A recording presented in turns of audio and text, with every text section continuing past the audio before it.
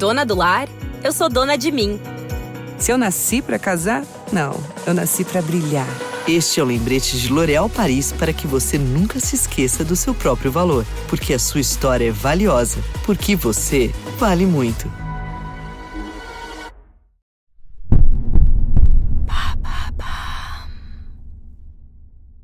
Dans cet épisode, nous allons parler de scènes violentes qui pourraient heurter la sensibilité des plus jeunes.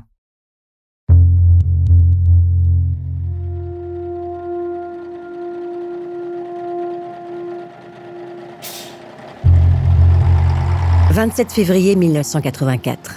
Le jour se lève. Guy Georges prend le car pour quitter la prison d'Écrouves et se rendre à Nancy. Il a une permission de sortie de 2 jours, mais aucune intention de revenir en prison.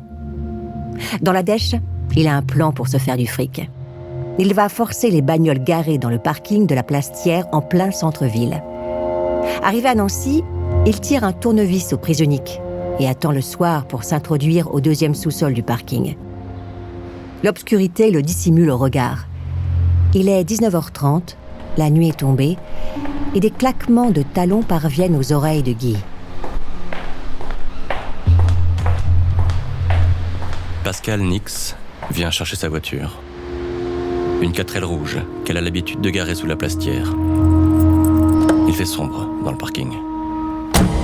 L'étudiante de 22 ans s'installe rapidement derrière son volant et s'apprête à démarrer. La portière s'ouvre brutalement. Pascal se retrouve nez à nez avec la lame d'un canif. L'homme qui les menace s'engouffre dans la bagnole et fait connaître ses intentions dans un murmure glaçant. « Je vais te baiser. » La peur donne du courage à Pascal. Elle tente de désarmer son agresseur, mais s'entaille profondément la main. Guy est furieux et repousse sa victime. La tête de l'étudiante percute violemment la portière. Guy lui impose une fellation. Et comme il compte lui faire payer sa résistance, il fait durer. Mais ça ne lui suffit pas. Le goût du sang lui manque. Il lacère le cou offert de la jeune femme penchée sur son entrejambe. Pascal sent le couteau lui entailler la peau, mais ne remarque pas qu'elle saigne. Elle a mis son âme en pause. Elle veut juste que ça s'arrête. Mais son tortionnaire n'en a pas fini avec elle. Il la force à se déshabiller et s'allonge sur elle pour la pénétrer. Le corps de Pascal s'y refuse. Son violeur éructe de rage. Guy en a plein le cul de ces gonzesses qui lui tiennent tête. Il retire les lacets de ses pompes et ligote les poignets de sa victime. Avec le foulard de la jeune femme, il lui fait un bâillon. Il l'a contraint à passer sur la banquette arrière. Mais Guy n'est pas trop un pro des nœuds. L'étudiante se libère facilement et s'enfuit par la portière passager. Pascal crie au secours. Une voiture passe à ce moment-là. Son violeur déguerpit sans demander son reste. Pascal se rhabille, remonte dans sa bagnole et va demander au gardien d'appeler les flics. Guy court à perdre haleine. C'est maintenant lui la proie. Il tente de se fondre dans le centre-ville de Nancy. Les keufs le serrent rapidement. Il est conduit au commissariat où sa victime le reconnaît. Alors Guy avoue et retrouve la tôle le soir même. De retour dans sa cellule, il rumine.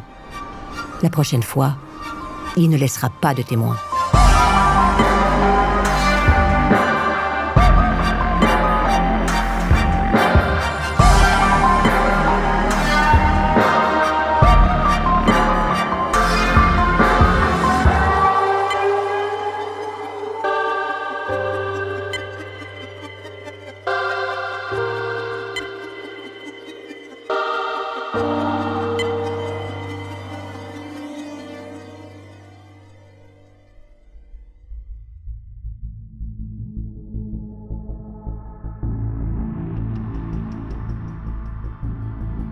Le 5 juillet 1985, la cour d'assises de Meurthe-et-Moselle condamne Guy Georges à 10 ans de réclusion criminelle pour viol commis sous menace d'une arme. Il est écroué à la maison d'arrêt de Nancy jusqu'au 2 octobre 1985. D'abord transféré à Fresnes, il rejoint le centre de détention de Caen le 27 octobre 1986. À la fin de l'année 1990, après 7 ans de prison, il obtient du juge d'application des peines un régime de semi-liberté qui ne s'applique qu'à la ville de Caen. Au début du mois de janvier 1991, Guy Georges sort la journée pour travailler et regagne sa cellule le soir. jusqu'à ce qu'il en ait marre et grimpe dans un train pour Paris, au lieu de retourner en tôle. À Paname, Guy cherche à renouer avec ses potes et les lieux qu'il fréquentait au début des années 80. Mais après 10 piges derrière les barreaux, plus personne ne le connaît. Qu'à cela ne tienne, Guy n'a besoin de personne. Il y a même des choses qu'il a toujours préféré faire seul. Chasser, par exemple. Dans la foule parisienne où les femmes sont légion, il retrouve ses réflexes de braconnier. Le 24 janvier 1991, il achète un Opinel numéro 12, un couteau dont la lame, comme son nom l'indique, mesure 12 cm. Il se procure également du sparadrap. Pour attendre la nuit, il passe le temps dans un cinéma non loin de la tour Montparnasse. Il en sort vers 23h. Il s'engouffre dans un bar du boulevard Edgar Quinet, à quelques minutes de marche de la tour. Il s'envoie un demi, installé sur la terrasse couverte, les yeux rivés sur la rue. Tout à coup, il a un flash. Une jeune femme blonde, tout de noir vêtue, passe à quelques mètres de lui. Le genre de fille qu'un pauvre type comme lui ne pourra jamais séduire. Guy paie sa bière et lui emboîte le pas. Elle s'appelle Pascale Escarfaille. Elle étudie à la Sorbonne. Elle n'a que 19 ans. Elle revient d'un dîner avec des potes et rentre dans son studio.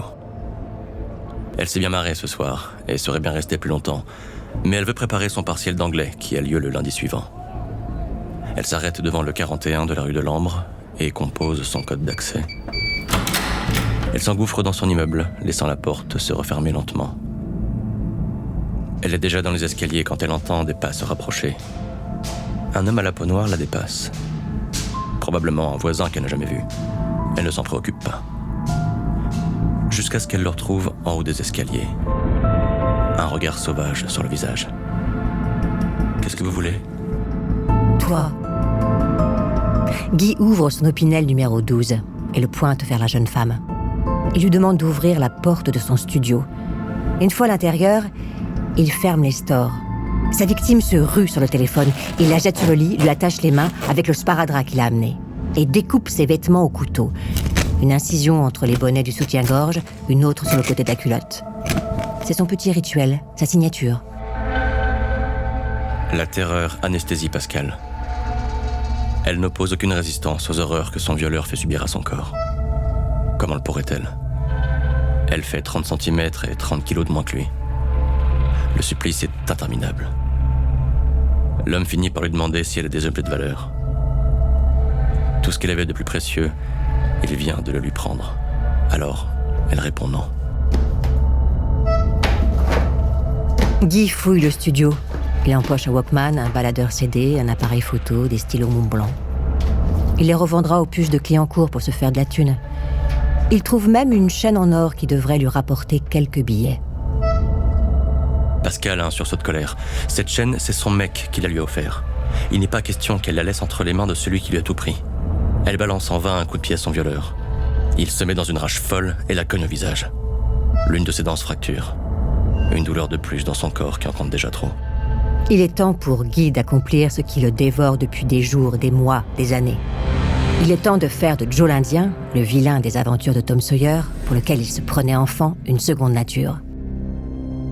Il est temps de devenir Joe le killer. Il approche la lame du cou de la jeune femme qui est à sa merci et l'entaille profondément. Le sang coule à flot. Pascale parvient à retirer le sparadrap qui la bâillonne. La stupeur se mêle à l'effroi. « Qu'est-ce que tu me fais ? Tu me tues ?» Pour toute réponse, elle reçoit de nouveaux coups de couteau à la carotide. La vie quitte rapidement son corps meurtri. Le sang traverse le matelas et se répand sur le sol. Guy retire l'adhésif qui enserre les poignets de sa victime, se lave les mains et prend 2 bières sous l'évier. Il en sirote une face à son œuvre morbide, comme s'il était en after. Il récupère ensuite tout ce qui porte ses empreintes et quitte l'appartement.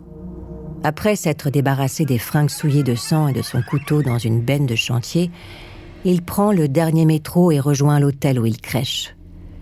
C'est une fois dans sa chambre qu'il s'enfile la 2e bière. Avant de continuer cet épisode, nous voulions vous remercier pour votre écoute. Si vous voulez continuer de nous soutenir, abonnez-vous à la chaîne Bababam Plus sur Apple Podcasts. Cela vous permettra une écoute en avant-première et sans interruption. Ou bien écoutez ce message de notre partenaire, sans qui ce podcast ne pourrait exister. Ne partez pas, on se retrouve tout de suite.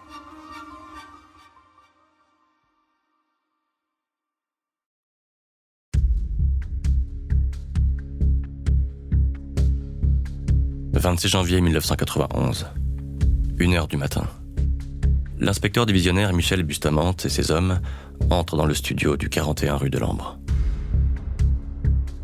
Les 4 flics de la crime ne sont pas nés de la dernière pluie, et pourtant, la scène de crime qu'ils découvrent leur retourne le bide.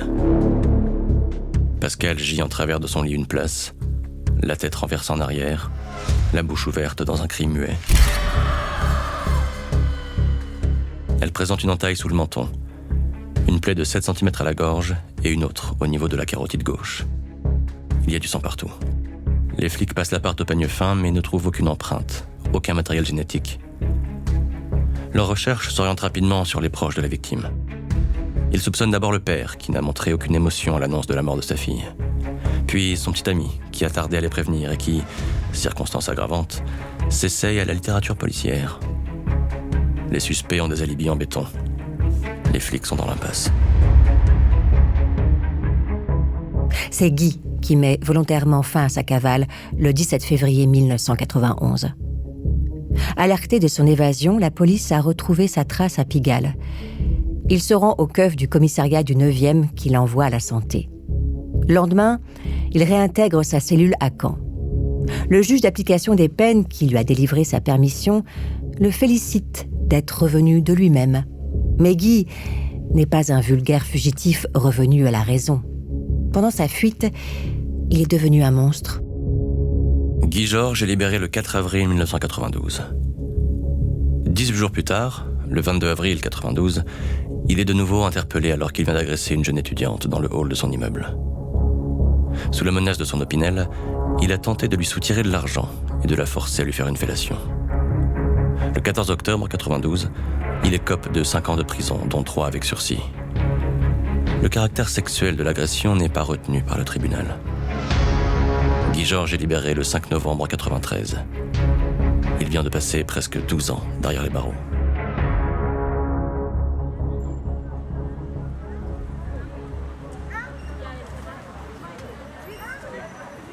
Guy retourne à Paris, son terrain de chasse. Pour se faire du fric, il reprend ses vieilles méthodes et se prostitue. Ou bien il michetonne. Il devient ainsi le gigolo d'un quinquagénaire plein aux as qui lui offre la sécurité de l'emploi, en quelque sorte. À ses côtés, il mène grand train. Il a pourtant certains besoins que le fric ne peut pas satisfaire. 7 janvier 1994. Le froid polaire engourdit les rues de la capitale. Guy vient de louper son dernier métro. Il va devoir se farcir la route à pied. Ce sera peut-être l'occasion d'assouvir ses pulsions. Il a toujours dans son sac à dos un opinel et du sparadrap pour ne pas louper une opportunité. Après une bonne marche, il débouche boulevard de Reuilly, dans le 12e arrondissement. Il aperçoit une Citroën AX qui roule à faible allure et s'engouffre dans le parking du numéro 70. Il flash sur la conductrice. Catherine Rocher vient déposer sa voiture dans le box de la boîte où elle bosse. À 27 ans, cette assistante commerciale pourrait tout aussi bien être mannequin du haut de son 1m75. Elle rentre d'un dîner qui s'est éternisé après minuit. Le réveil va être difficile. Arrivée au 2e sous-sol, elle garde la Citroën dans le box, sort de la petite citadine et commence à baisser la porte. Elle sent tout à coup des bras puissants la ceinturer et une main se plaquer sur sa bouche. Une voix grave leur donne de se taire. Et la lame d'un opinel la convainc d'obéir. Guy remonte la porte du box et force la jeune femme à se réinstaller derrière le volant. D'abord, il cherche à la dépouiller de sa thune. Elle a l'air d'avoir du pognon et lui est constamment dans la dèche. L'assistante commerciale n'a pas de liquide, mais une carte bleue. Elle lui révèle le code. Guy jubile. Maintenant, il va pouvoir la violer. Catherine est hébétée par la terreur. Elle laisse l'homme lui attacher les poignets, la bâillonner avec de l'adhésif et découper ses vêtements avec son opinel. Son pantalon, au niveau de la braguette, son soutien-gorge, entre les bonnets, sa culotte, sur les côtés. On dirait qu'il a fait ça toute sa vie. Catherine est incapable de se défendre. Elle abandonne son corps au monstre. Pour la deuxième fois, Guy assassine. Puis, l'esprit clair, vif, il fait glisser le cadavre entre la banquette et les sièges avant, récupère la carte bleue, la télécommande du parking, referme le box et se casse. Une fois dehors, il tire autant de billets qu'il le peut au distributeur de la CIC, situé à seulement 5 minutes des lieux du meurtre. 3800 balles. C'est le jackpot. Guy veut en profiter aussitôt. Sur le chemin qui le mène dans le 18e, il s'arrête boulevard de Clichy pour se taper un petit déjeuner digne d'un roi. Prévenu par le patron de Catherine, les flics de la crime découvrent son corps dans l'habitacle maculé de sang de la Citroën. La gorge de la jeune femme a été lardée de 10 coups de couteau. C'est le commandant Pellegrin qui se charge de l'enquête. Et le moins qu'on puisse dire, c'est qu'il a fort à faire. La scène de crime est avare en matière de preuves.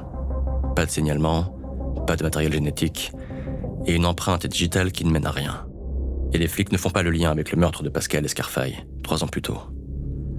La seule chose qui pourrait les mettre sur la piste du tueur, ce serait une récidive. Guy est justement un multirécidiviste. Il agresse et tue frénétiquement, agissant au hasard de ses pulsions, comme un prédateur à sa faim. Seule la tôle a jamais su l'empêcher de commettre ses crimes. En cet hiver 1994, il rôde, libre comme un fauve dans les rues de Paris. Et plus aucune femme n'est à l'abri.